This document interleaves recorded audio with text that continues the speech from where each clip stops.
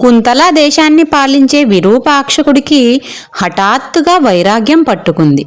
మహారాజును మళ్ళీ మామూలు మనిషిని ఎలా చేయాలో అర్థం కాలేదు అక్కడున్న వాళ్లకు అందరికీ.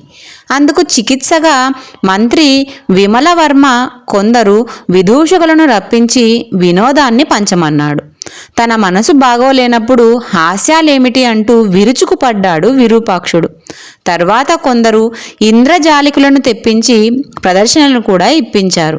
వీరు చేసిన మాయాజాలం చూశాక జీవితమంతా మిథ్యే కదా అని అనిపిస్తోంది అనుకుంటూ మరింత వైరాగ్యంలోకి వెళ్ళిపోయాడు రాజు.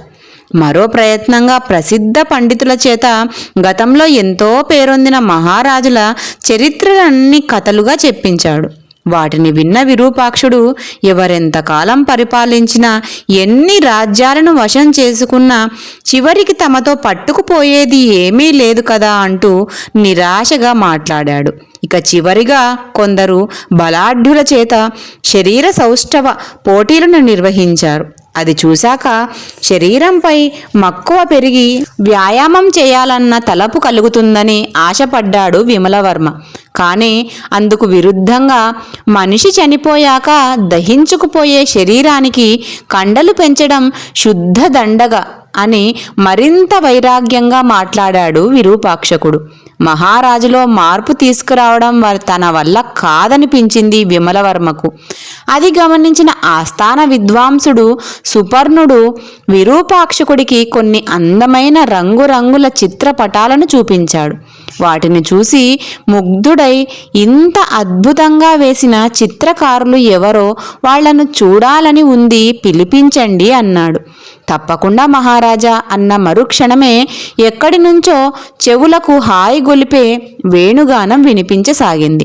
అబ్బా, ఆ వేణునాదం ఎవరిదో గాని నన్ను మైమరపింపజేస్తోంది.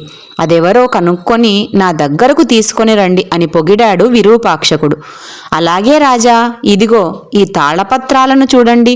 మీపై పద్యాలను రచించారు ఒక కవి అని వాటిని ఒకసారి పాడి వినిపించాడు సుపర్ణుడు.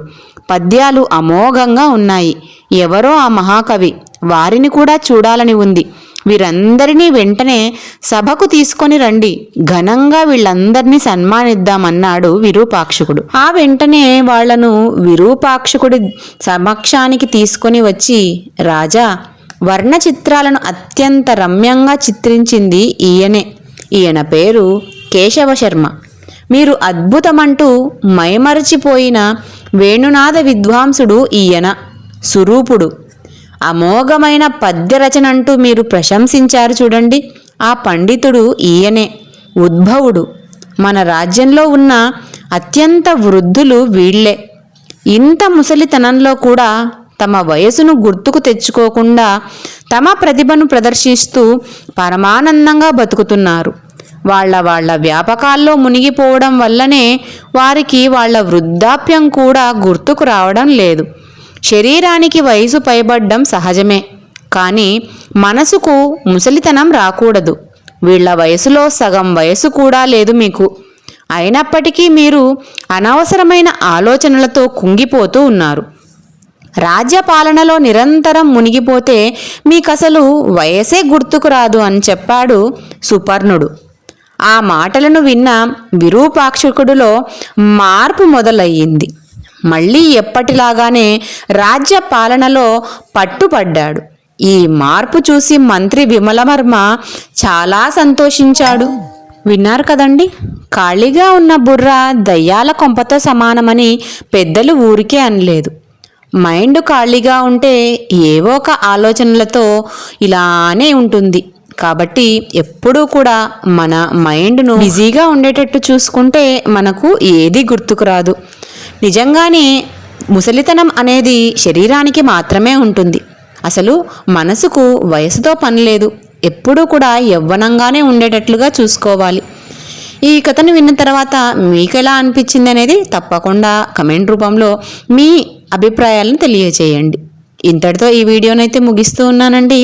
వీడియో నచ్చితే లైక్ చేయండి, షేర్ చేయండి. మరిన్ని ఇలాంటి కథలను వినడానికి ఛానల్ని ఇప్పుడే సబ్స్క్రైబ్ చేసుకోండి. సబ్స్క్రైబ్ చేసుకొని పక్కనే ఉన్న బెల్ ఐకాన్ని ప్రెస్ చేశారంటే మేము వీడియోస్ పోస్ట్ చేయగానే మీకు వెంటనే నోటిఫికేషన్ వచ్చేస్తుంది. వెంటనే వీడియోలను చూడగలరు.